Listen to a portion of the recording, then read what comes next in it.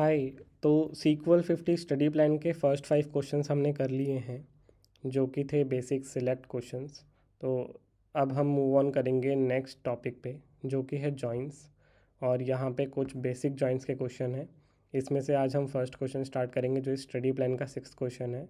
और basic joins का first question है, जिसका नाम है replace employ ID with the unique identifier. तो एज द टैग सजेस्ट, इसमें हमें ऑफकोर्स जॉइंस यूज़ करने होंगे। तो जॉइंस आपने थ्योरी में तो आज तक बहुत पढ़े होंगे, बट अब हम देखेंगे सीक्वल में भी और स्पार्क में भी जॉइंस इन एक्शन। तो चलिए देखते हैं इस क्वेश्चन को।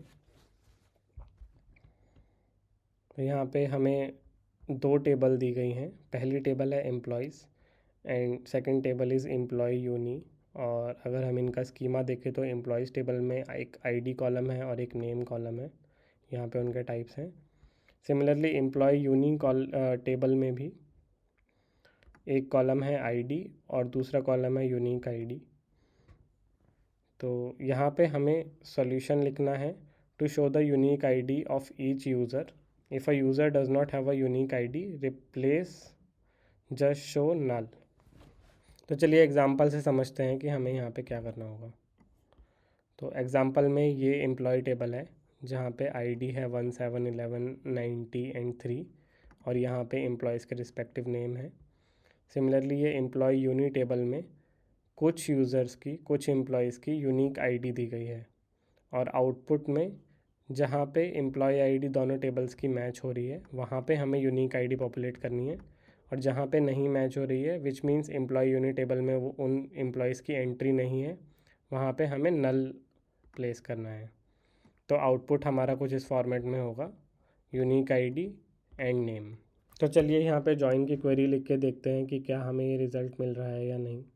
तो सबसे पहले तो सिलेक्ट लिख लेते हैं और हमें आउटपुट में चाहिए यूनिक आईडी एंड नेम। अभी मैं यहाँ पे यूनिक आईडी एंड नेम लिख रहा हूँ, बट इसको हमें मॉडिफाई करना होगा। पहले जॉइन लगाते हैं, फिर इन कॉलम नेम्स को हम मॉडिफाई करेंगे। तो यहाँ पे हमें यूनिक आईडी और नेम चाहिए फ्रॉम टेबल एम्प्लॉयज़, और इसके साथ हमें जॉइन करना होगा टेबल एम्प्लॉय यूनी को। इसको भी नेक्स्ट लाइन में लिख देते हैं फॉर बेटर रीडेबिलिटी। और इन दोनों टेबल्स को हम कहाँ पे जॉइन कर सकते हैं? दोनों ही टेबल्स में ये आईडी कॉलम कॉमन है, तो इस पे हम जॉइन कर सकते हैं।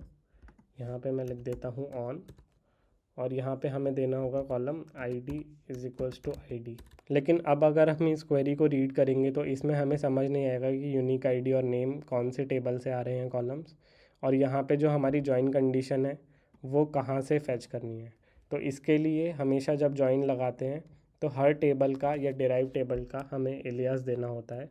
इसलिए यहाँ पे मैं एम्प्लॉयज़ टेबल को एलियास दे देता हूँ ई, और एम्प्लॉय यूनिट टेबल को एलियास दे देता हूँ यू।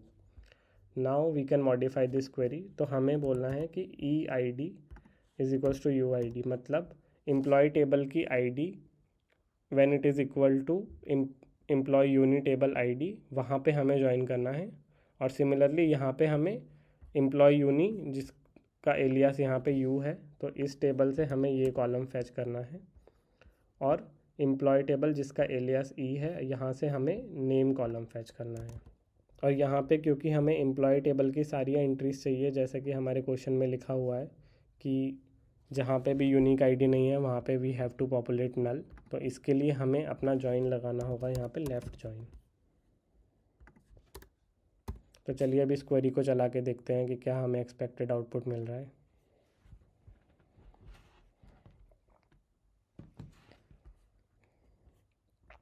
ओके, हमें एक्सपेक्टेड आउटपुट मिल रहा है। आप देख सकते हैं एलिस और बॉब आईडी 1 एंड 7 के लिए एम्प्लॉय यूनी में कोई भी एंट्री नहीं थी, तो इसलिए यहाँ पे नल पॉपुलेट हो गया। बट जिन भी एम्प्लॉयज़ के लिए एंट्री थी उनकी यूनिक आईडी यहाँ पे पॉपुलेट हो गई है। तो अब इस सॉल्यूशन को सबमिट करके देखते हैं कि क्या हमारे सारे टेस्ट केसेस पास हो रहे हैं। ये सॉल्यूशन सक्सेसफुली सबमिट हो गया है। तो चलिए अब इसी सॉल्यूशन को लिखते हैं स्पार्क में भी। एज ऑलवेज यहाँ पे स्पार्क सेशन रेडी है, और यहाँ पे मैंने दो टेबल्स को रीड किया है। यहाँ पे रिसोर्सेज में आपको ये दो फाइल्स का लिंक मैं दे दूँगा। आपको भी अपने रिसोर्सेज में ये दो टेबल्स बनानी होंगी फॉर दिस क्वेश्चन। तो जैसे हमने सीक्वल में इस क्वेश्चन को सॉल्व किया था, यहाँ पे भी हमें जॉइन यूज़ करना होगा। तो सबसे पहले हम लिखते हैं एम्प्लॉय डेटा फ्रेम और उसको जॉइन करेंगे एम्प्लॉय यूनिट डेटा फ्रेम के साथ। तो यहाँ पे जॉइन का जो सिंटैक्स है वो ऐसा है कि पहले हम डेटा फ्रेम जो हमारा लेफ़्ट में रहेगा उसको लिखना है और उसके साथ ये डॉट जॉइन लगा के यहाँ पे हम लिखेंगे हमारा दूसरा डेटा फ्रेम। आफ्टर कॉमा यहाँ पे हमें जॉइन कंडीशन देनी होगी। तो हमारी जॉइन कंडीशन थी एम्प्लॉय यूनिट डेटा फ्रेम का आईडी कॉलम जब एम्प्लॉय डेटा फ्रेम के आईडी के इक्वल हो वहाँ पे हमें ज्वाइन करना है। तो उसी कंडीशन को हम यहाँ पे लिख सकते हैं ऐसे आईडी, और यहाँ पे हमें लिखना होगा एम्प्लॉय यूनिट डेटा फ्रेम का आईडी।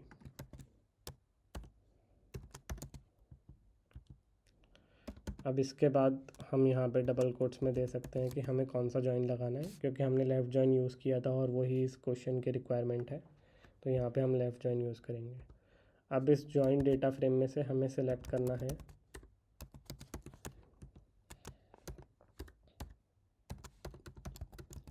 यूनिक आईडी और name.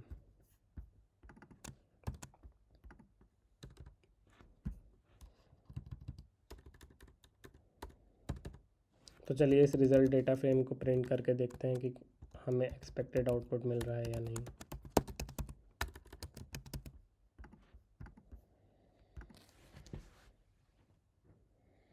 You can see that we are getting the same output as we were getting in LeetCode. I hope ये वीडियो आपको अच्छी लगी होगी। Thank you for watching.